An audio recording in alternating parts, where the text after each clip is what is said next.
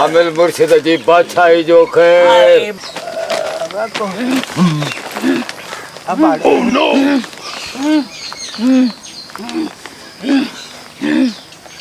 की तो खतरनाक फकीर बतो कामिल मुर्शिद हे तो ताजा सिर खणो दो सॼे खानदान जा ये जेरी वाला मुखे थी दिसे नी साईं भूरी में वांगुर हेडा तारा थी पटारे अरे भजन को सिर खणंदई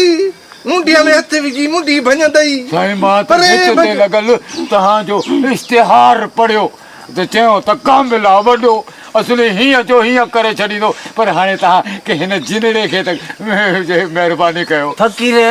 तू दिल जाए कर जेकॾहिं मुर्शिद जिन न कढियुसि न त मां अहिड़ो जिन कढंदो मां जो वरी ज़िंदगी भर जिन लड़ंदुसि कोन हिन ते तू बेफिक्र असां सभु जेके हक हक हक हक हक कामिल मुर्शिद हक हक बाबा हक हक मुसलमान जिन्नी हिंदू जिन्नी ईसाई जिन्नी तू किथां जो आहीं को काफ़िर जो जिन आया जेसिताईं मुंहिंजे चेलीअ चवण न कंदा तेसिताईं मां चेलीअ कंध भनी छॾींदसि तुंहिंजी चेलीअ जी कहिड़ी फरमाइश आहे मुंहिंजे चेली फरमाइश पहिरियां मुंहिंजी ससु निकिरंदी पोइ मुंहिंजी निणान निकिरंदी पोइ कारो कुतो निकिरंदो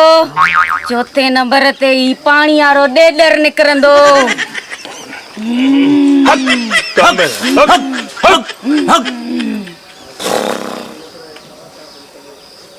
मुर्शिद साईं हिन खे हिकिड़ो तावीज़ ॾियोसि ऐं हिन जे मुड़ुस खे पारत कयो त हीअ जेका डिमांड करे थी न उहा वञी पूरी कयो जेकॾहिं पूरी न कंदा न त चेलीअ जो गाटेड़ो भञी पवंदो मुर्शिद कामिल धिक जी घर मां निकितो त हिन जे चवण ते नी त साईं मां फूकड़े वांगुरु सिसी वेंदोमांव सफ़ा सिसी वेंदोमांव घबराए न कयूं था तुंहिंजो कल्याण खलीफ़े खे थोरो वंड कराए खलीफ़ा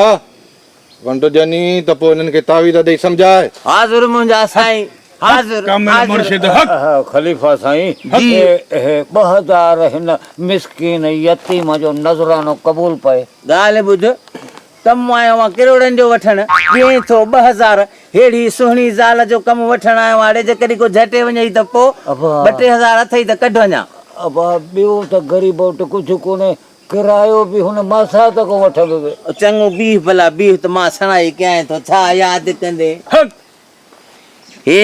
बाबे कामिल बंगाली जेको आहे न चंड जी 14 तारीख़ लिखंदो आहे मोहबत जो तावीज़ चांड्रोकीअ में लिखबो आहे सम्झे थो न हे तावीज़ जेको आहे न इहो लोढ़े में पूरजाए छो त तोसां जेका बि खैस थिए थी न उहा लोढ़े मां थी थिए हाणे हे जीअं लोढ़े में पूरींदे त तुंहिंजो लोढ़ो टपण माण्हू छॾे ॾींदा चङी ॻाल्हि आहे हे दर जी चौठ में पूर चौठ में पूर त अंदरूं बि कोई न अचे दर जे ॿाहिरों बि कोई न अचे खसट ख़तम थी वेंदी हे टियों तावीज़ कामिल बाबे जे दुआ सां अहिड़ो अथई जो हणो ऐं खणो इहो हिन खे गीचे में ॿधिजाए हिन वारो जिन ईअं भॼी वेंदो जीअं कचे में पुलिस धाड़ेलनि खे ॾिसी भॼी वेंदी आहे हाणे वठी वञ पाण वारी भटाड़ीअ खे तावीज़ लिखण खां अॻु में ई जिन जेको आहे ॻोठ वञी पातो अथई फकीर बाबा हिन वारो जिन मूंसां त तकड़ खछत बछत न कंदो नी बाबा जेकॾहिं तोसां खछट करे त तूं सुथण खे 5-8 गंढियूं सवायूं ॾेई छॾाए पोइ तुंहिंजी इज़त महफ़ूज़ रहंदी वठी वञे उथी भटारी उथी ढिंगी आहे ॾाढी खलीफ़ा साईं मां थो वठ रहिया लॻे थो त खलीफ़े सां दिलि थी वई हुयसि वञे ई न पई